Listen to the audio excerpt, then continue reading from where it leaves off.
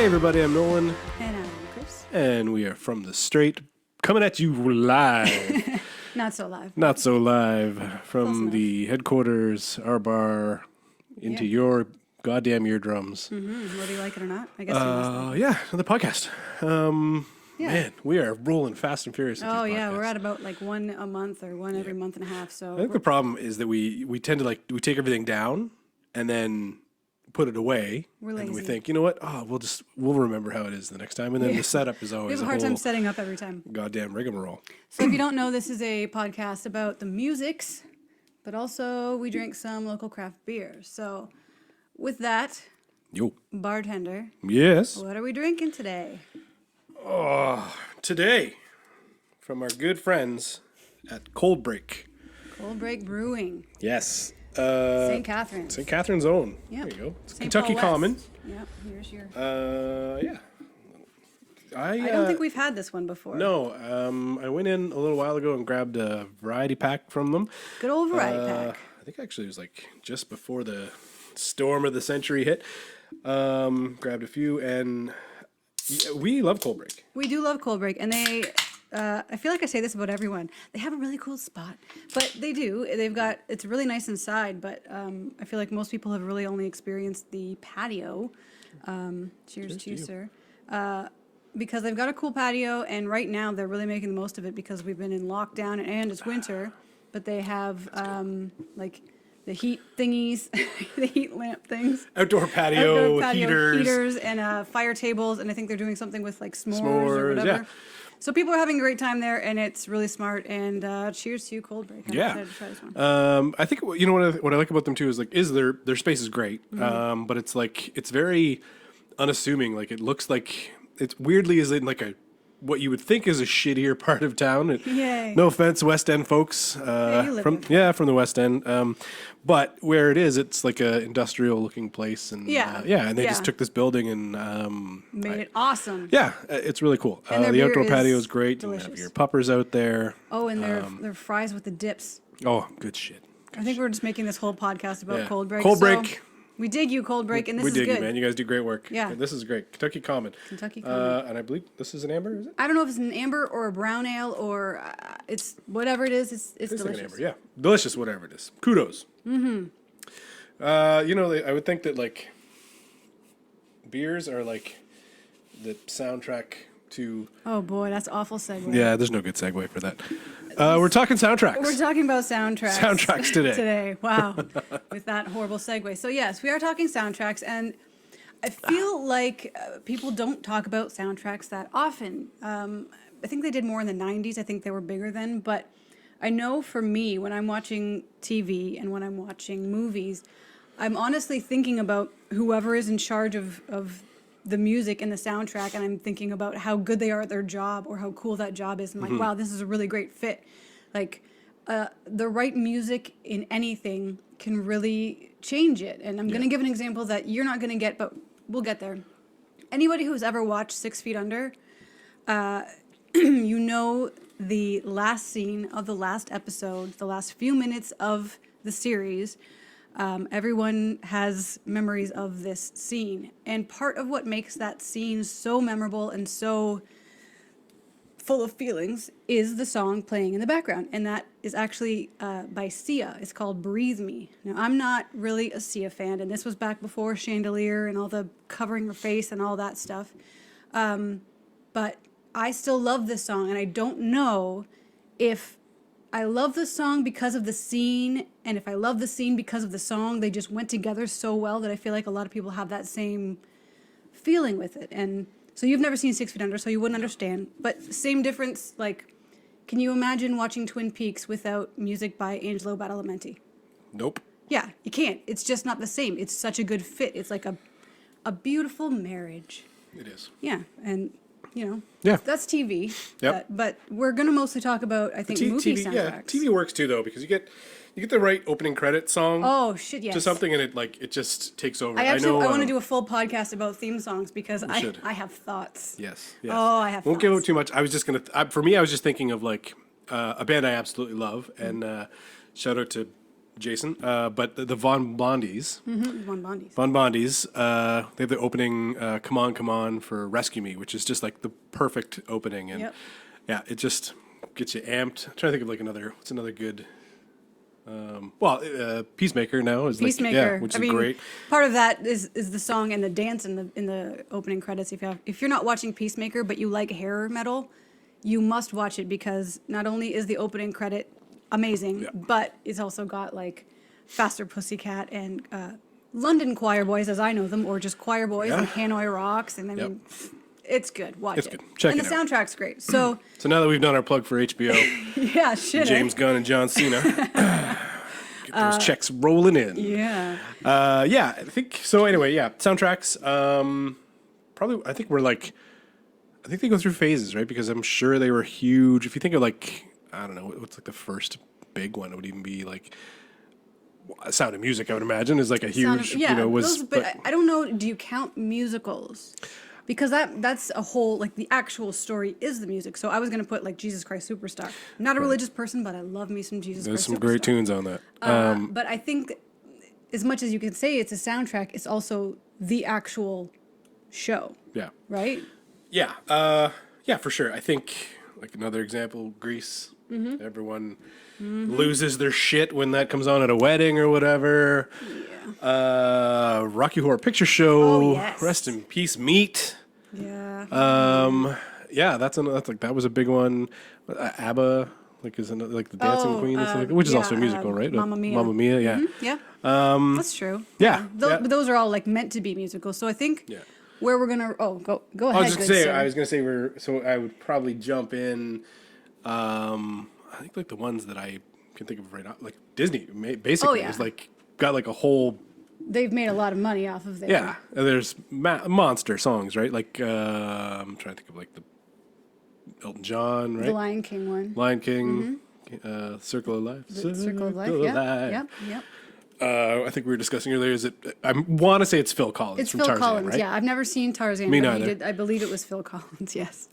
And if we're wrong, sorry, Phil. I'm sure you're watching this, Yes. right? Of course you are.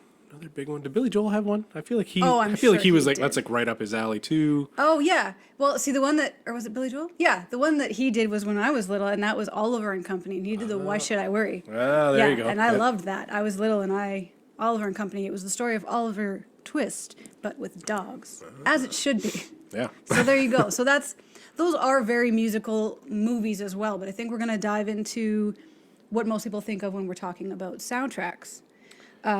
So I feel like a lot of mine, and I know everyone's always like, Kristen, you love the 90s. You got to get out of the 90s. No, I won't.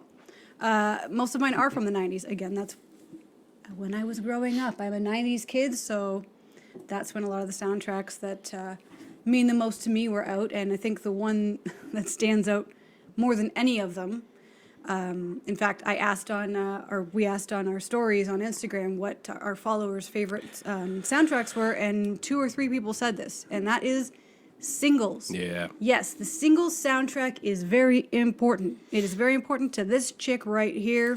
Probably important to you. I mean, it's no. No. I will. I was gonna say like my own. I feel like before we get into it, I guess like the. Who directed that movie was Almost Famous. James Cameron. Cameron Crowe. Cameron Crowe. I always do that. Oh shit. Yeah, so that was like his big coming out movie, I think, Yeah. the first one, and Yeah. then the soundtrack was so great because of it, like Eddie Vedder's in it. First of all, Matt everybody's Dillon, in it. right? They're all in it. Yeah, and the like soundtrack is grunge great. I would say the weird 101. thing, the weird absent from that Nirvana, very weird. That to is not be true. there. I feel like that was purposeful, though. I think he was trying to more shine a Showcase light the on, other- because like Alice in Chains was in it, Yeah. Chris Cornell was in it. But what I liked about it is that it includes one of my all-time favorite songs, which is Screaming Trees, Nearly Lost You. Yes, That is one of my all-time favorite songs. If you know me, you probably know that. And that's in there. And Screaming Trees, Mark Lanigan. Represent. Mark Lanigan is one of the best vocalists of all time. That's for another day.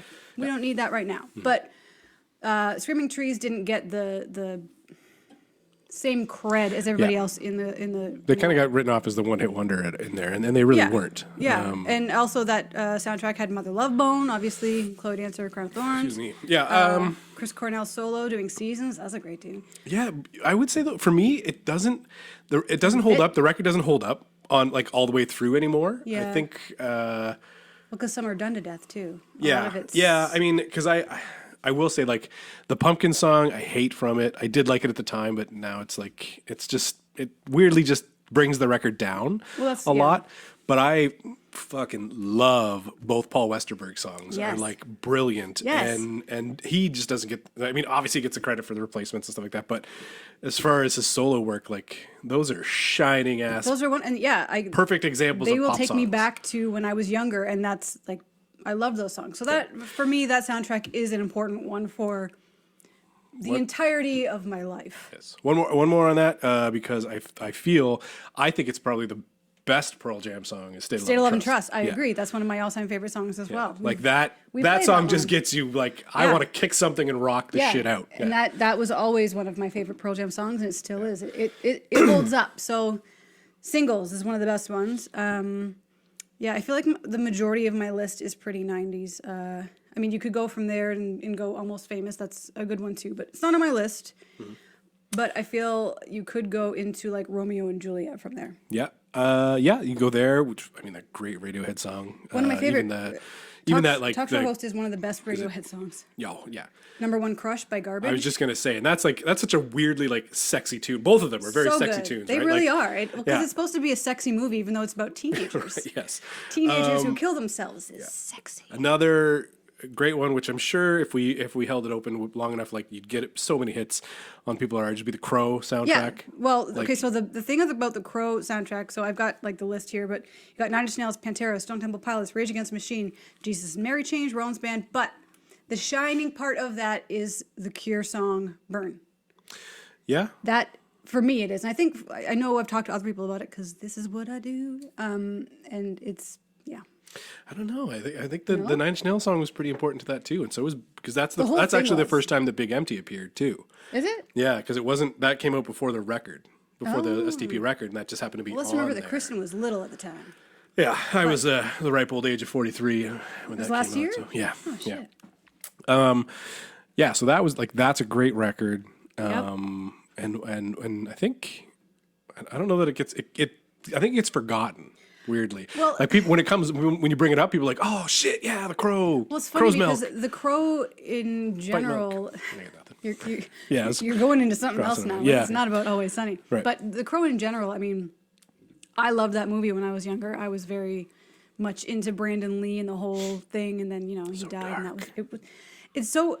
Have you watched it as an adult? Oh, it's terrible. It's so awful. Yeah, it's awful. so bad, but And it doesn't matter. I think they tried to. Didn't they make another one with Edward Furlong and tried they've just bad done it to news. death, and it's just you can't. But the original at the time Yeah, was a big deal, and it was great, and he's Gene Sibley can't rain all oh the my time. god, Yeah, the '90s, man. yeah, man. Okay, let's move on then. There are more '90s ones that I think work out well. Yeah. From one of mine is weirdly like you meet like a handful of people that just fucking love the Judgment Night soundtrack, and there are people that don't even know it exists. I do, but I forget about it until you remind me of it. Like I because know I that think it's you good, know but I like the can't Faith No think More of- Booyah Tribe. Yes, yes. So great. But for me, like the shining song on that whole record is House of Pain, Helmet, Just Another Victim. And I think because House of Pain had really lent themselves to they weirdly like fit in the grunge era, even though they were a hip hop band, because they did that Shamrock Shenanigans remix with Butch Vig playing guitar, and it just like fucking rocks. And Paige Hamilton is just a guitar riff monster. Anyway, that tune just kills. Okay. I believe there's De La Soul, and there's like Teenage Fan Club. Like there's so many weird bands on there. Yeah. There's like Ice-T and So Slayer. It's funny because that's one that like I feel like there was a handful of soundtracks where they took like combinations that you were not expecting, like bands that didn't necessarily fit with the other ones, but then somehow they did. It's like very unexpected, which is a great segue for the next one, which is the Spawn soundtrack, which I think you know as well. I do, but I'm trying to remember like. So I've got a little list here of some of the standouts. So my favorite song on it was actually called Familiar, and it was Incubus and DJ Greyboy, which a lot of people don't know, don't care about, don't like. I don't care. I loved it. I was obsessed with it for years. That's not really the point. So other songs, One Man Army by Prodigy and Tom Morello. That's a great one. Yep. For me, another standout is Can You Trip Like I Do? That's the one. I was Crystal just Method, looking up to find out what that was. I mean, I think that one stands up, no problem. Then you have Slayer with Atari Teenage Riot, and Metallica and DJ Spooky. Yeah. So those were all like collaborations with like metal or heavier bands, and then like DJs and things like that. So Korn and the Dust Brothers. That's it. Korn and the Dust Brothers. Yeah. Yes, I forgot. Yes. PA. Yep. So that was a great soundtrack that I think doesn't get the respect maybe it deserves, but it was very kind of groundbreaking at the time. Like it was sort of creating new genres within itself. Yeah, because because a lot of times you could sell a movie on the soundtrack too. 100%. Right? Like especially if your trailer's got the best songs in it, you're like, oh shit, this is great. You don't know what it's about, but the song was good. So we'll just a couple more easy ones. I will say, where do we go here? There's Lost Highway. Speaking of David Lynch, he did. So that one actually featured. I think the big song from it was "The Perfect Drug." That came out before the Nine Inch Nails record did, so that was like that. Yeah, it just killed. I want to say there's a Manson record, a Manson tune on there that was really, really good, but also very dark. There was that one. There's Natural Born Killers. Oh yeah, that was a great one. Which also, I don't know what was Trent Reznor just was. He was a soundtrack. Even before he was winning Oscars for exactly. soundtracks, he was making it because he did Burn. I think was on that. I believe that was like anyway. We need a soundtrack now. Yeah, definitely. That was great. There's more 90s ones because I just happened to, we were talking about earlier and I had to jot them down. The Craft. Oh, yes. Right? Back before the Smith song was way overplayed. Yeah. Oh, shit. Who did that one? Is that the Everclear did that one or was it? Somebody, I'm trying to think of who actually covered it on that record, but I think like Our Lady Peace is on that record. That was a great one. Yeah, I also love that movie for many reasons. Loser is another good soundtrack that had Teenage Dirtbag on it. What's Loser? That's with Jason. Funny because I was going to say American Pie. Also, those records had great soundtracks. See, I don't really know which them. I think is what they did. They were lending themselves to the youth who likes musics. Yeah. Likes the musics to go see the movie. Yeah, and that's I mean that's the smart way to do marketing, it sometimes. Right? Yeah. So the American Pie, and then another one weirdly that people forget about, Coneheads. Oh yeah. Because Soul to Squeeze. Yeah. Actually didn't appear on any record until it was on that. Again, a divisive band, Red Hot Chili Peppers, but Soul to Squeeze is one of my favorite of their songs. So such a great tune. Yeah. Okay. Well, I've got a couple more that I can just throw it at you. Kind of obvious one I think is the Dazed and Confused soundtrack. It's classic rock, a lot of obvious songs for the most part. ZZ Top, Tush, Deep Purple, Highway Star, Runaways, Cherry Bomb, and Sweet's Fox on the Run. And I still love that soundtrack, but I was always pissed off because the opening scene of the movie is so perfect with Aerosmith's Sweet Emotion, but Sweet Emotion is not on the soundtrack. So they came out with a second soundtrack with less good songs, but I believe they added Sweet Emotion. Yeah, but that's a credit to how well that soundtrack sold. Oh, 100%. Not a sequel for the movie, but a sequel to a sequel for the thing. Yeah, and another one that I don't remember what else is on this soundtrack. I can remember the cover of it. I believe I have the tape in our garage. Probably that was my sister's. The Shocker soundtrack, which had Megadeth's version of No More Mr. Nice Guy. So good. Right? Yeah. That is a great cover. I don't care. Yeah. I think I knew that more. I think that's the one I knew first because it was like, I want to say 93 or 94. So yeah, actually, I think to be honest, I think the same thing. Yeah. I believe. Yeah. Shocker was great. Yeah. In another random one in there, Last Action Hero. Yes, is a great soundtrack because it also has has a great tune called Angry Again, which only appears on that record. Alice in Chains has a great song called What the Hell Am I? Oh, yeah. So good.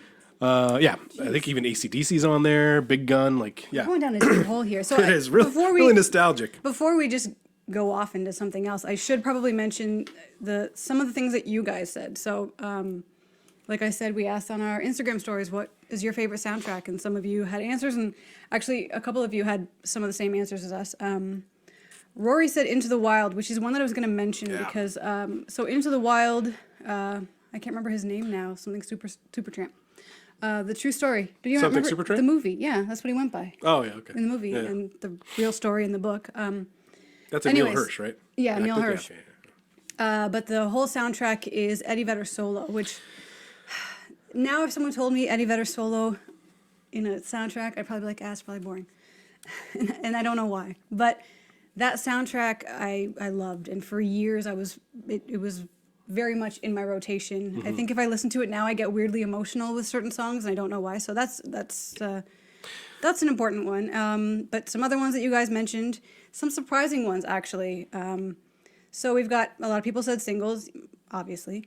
Train Spotting, That Thing You Do. How did I even not mention right? Train Spotting? Oh my god. Angus, A Mighty Wind, The Last Waltz, more mentions for The Crow, another obvious one. The Chocolate War, which I don't know either way. I don't know the movie or the soundtrack, so I'm going to dive into that one. The Truman Show, and one that was a surprise, and I wasn't sure if it was a joke, so I had to look it up, and that would be sent in by Jason, who actually made this bar for us and renovated our basement. Our lovely friend Jason, he said Practical Magic, and I thought it was a joke because I love the movie Practical Magic. But it's a pretty kicking soundtrack. I mean, it depends what you like, but it's got like, oh gosh, I don't have it in front of me, but it's got Stevie Nicks. There's some Nick Drake, Faith Hill. So it's a likable soundtrack. I don't know if he's being serious, but maybe he is. Maybe. It's a great movie. So We'll find out. We'll ask him. Little Sandy Bullock. I'm over Nicole Kidman though. She's in too many things. No, Oscar nominated again. Who knew? It's too much. Speaking of Eddie Vedder, I was actually just wanted to touch upon, like, it's always crazy to me when an artist decides to like do the whole soundtrack to a movie. I can't imagine the work involved. Like, it's crazy, right? Yeah. So like another one, like one of the great ones that I love is the About a Boy soundtrack by Badly Drawn Boy, who's a guy that like people just forgot about, but he's still a brilliant I admit musician I in the don't UK. even know that much. He's great. Another one, I want to say, I mean, aside from the obvious guys of like Kenny Loggins, like the god of fucking soundtracks. What are like Top Gun, Footloose, Caddyshack. Oh my god, so many great ones. I know. Yeah. I know. Your mom and I both love Kenny Loggins. I don't like Kenny Loggins, but my mom and him both do. So we love Kenny Loggins much. Anyway, and I think like one of the ones that like has a great story from what I remember is Prince doing the original Batman soundtrack. Oh yeah. Yeah, Oh, that's he good. apparently he wasn't even commissioned to write it. Oh yeah, you told me. He just this. sent it to Tim Burton and was like, "Yeah, I made the soundtrack for it." I did this for you. Yeah, I did it because he was. I guess he was You're obsessed using with this Batman. bitch. I heard anyway. I heard it somewhere on probably on Stern is what I remember hearing it. But like to me, that's just amazing. Where he's just like, "Yeah, I'm a genius and I made if this you're record. Prince, Here you go." You can do that. Like so now, this is me doing your soundtrack. You're welcome. Yeah. And what are you gonna do? Say no to Prince? And Bat Dance is Bat great. Dance is amazing. So too, Party Guy.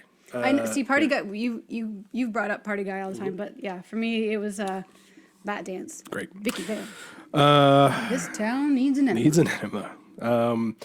So yeah, there's that one. AC/DC did the soundtrack for Maximum Overdrive, which is an '80s film. Really? Yeah. I remember that. Because I think we try to limit these for time we wise. at? I don't even know, but Oh, sorry. I was gonna go with there was another ones that I want to talk about were like songs that become synonymous with movies, right? Like I don't think I could hear Bohemian Rhapsody and not think Wayne's World, No, that's a good point. Yeah. right? Like that they For me, it's Blitzkrieg Bop, or not Blitzkrieg Bop.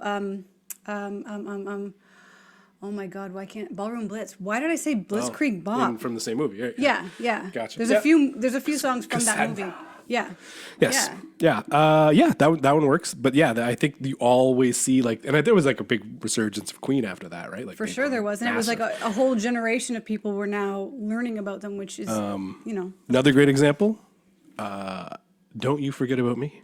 Oh, Breakfast yes, Club. 100%. I mean, that's, Yep. you don't hear that song and not think of, Yeah. you know, yeah, Judd that's a Nelson. good point. Look at you coming up with I hits. know, eh? Another one, Stuck in the Middle with You, Yeah. Oh, yes. Yeah. Reservoir Dogs, right? Yeah. And I think it's been spoofed enough that people have done it. Yep. I thought of another good one, and I don't know. Oh, if, actually, bringing that up, Pulp Fiction, Girl, You'll Be a Woman Soon. Yeah. Yeah. That one, even Son of a Preacher Man, I think is like kind of on that soundtrack. Yeah. I think people hear the Dick Dale, the Yes, and then automatically think that because and I then do Black have Eyed Peas ruined I that. do have To Get to Him as Tarantino is a master of this, 100%. right? And he brings back a lot of older Because tunes. he's a music head, but he has a very specific taste. Yeah. Which I appreciate. And Very eccentric, which is but great. it's Wes part of his Anderson, too. branding. Yeah, Wes Anderson too. Yeah. A little more twee, but yeah. Another one in that same vein was, which I don't know if you do get it or not because I've seen them and I've seen what kind of signs are out in the crowd, but All Star. By Shrek? Yeah. You're talking about Shrek? Yeah. Yeah, like those guys became synonymous with Shrek With movies. Shrek, yeah. Oh, yeah, 'cause then but they if were you in- see, what's that goddamn band's name again? Hey now, you're an all-star. Smash Mouth. Smash Mouth, yeah. So I saw them Took at me a minute. Virgin Fest, and literally there are hundreds of people with big Shrek heads Yeah. out there. Oh, So yeah. like they follow them around. They're never going to escape it. Yeah. Random story about Shrek soundtrack. Hmm. One of my favorite artists, Joseph Arthur, was tapped to be the first single from the Shrek soundtrack. If you do have the Shrek soundtrack, listen to I'm Strange and You're Strange. I think I you're know. loved or something like that. You're so Yes. loved or something like that. It's a Joseph Arthur song on there, and it was supposed to be the lead-off single. But at the last minute, the Counting Crows came in with "Accidentally in Love" and became this lead single, and literally like knocked Crushed his him way dreams. knocked him way back down on his ass again. I mean, not to go against him, but that was a good fit. That Such a made good sense. tune, yeah. Anyway, that's one. I had another random. Eye of the Tiger. That's another one. I Yeah. mean, that's Rocky. I mean, Shit, pretty much every sports montage. It's funny because you don't really think about these things just generally. Like I know that as I'm watching shows, I do think about who's choosing the music and what a great job they're doing. But like, yeah, how much it really does make a difference. Yeah. One more random '90s one. Yeah. Garden State. Yeah. See, I didn't go into those movies because there's like Garden State and like 500 Days of Summer and all of those sort of like indie. Yeah, What's the word there? they were already Like the indie, yeah. hipstery Yeah. movies, which great movies, great soundtracks, but I didn't want to go too far into that because then you have to kind of name all of them. Yeah. And they're all I pretty felt like Garden State similar. was a good. It was the one. supposed And I to think be, there's though. the line where it's she's listening to the Shins and Yes. this will change your life. Yes. Yeah. You know. Yeah. That's a good point. Which makes sense. And then Yeah, you're and even from then. From after that, or not after that, but before that, I was trying to think of. I just quickly was jotting down like songs that just get you're never gonna forget because they're a soundtrack. And I think that the one I can think of is like one is the Star Wars theme, Yeah. right? Which Yeah. is just part of the composers. But the other one is Ghostbusters. Oh yeah. Ray Parker Jr. I mean, come on. Honestly, I think this is going to be a future podcast. We have to talk about like theme songs and those type of songs because TV theme songs, movie theme songs are so particular. And I can go on for an hour about the best TV theme songs. If I start singing the Law and Order theme song right now or start going into Succession, Growing Pains. I know, but yeah, Yeah. there's just, Yeah. it's so, we're going to do that. So, if you Billions. guys have any input on that, Billions, that's a great theme song. It's just a noise. Anyway. But it's effective. Yeah. So, yeah. Anyway, I mean, we for could another jib time. jab forever. And we do. Yeah, we do. So, we're curious if we missed any soundtracks. I that feel like you're we're going to obsessed stop and I'm going with. to be like, shit, I forgot this one. This may be a part 2 at some point. Who knows? Yeah. So, if you've got any soundtracks that you feel like we missed, if Don't we're yell not at us, giving you we're not had your giving chance. the love to these soundtracks you want. Oh my God, I'm trying to think if there's. Don't do it. No. No, you're right. You're right. follow I up. can't. Yeah. We can't just sit All here right. and think. Because there's a whole subgenre of these ones too that we didn't get to. Like even Yeah. DG, Derek was saying Angus, Angus. and I did look that up, and that has a lot of like the power punk stuff on there. Yep. And I'd imagine that there's a lot. There is a lot. There is. That's a whole, Yeah. shit. Yeah. Yeah. Scotty. Okay, stay tuned yeah. for part 2. Yeah. Give us your input. We'll do part 2. It's going to be a group project, and we're all going to work together and take right. credit for it. Exactly. We'll get an A. Woo! All right. Anyway, yeah. Yeah. Thanks, everybody. Thanks for tuning in. Cheers. Cheers to you. Cheers to Cold Break. Let's go.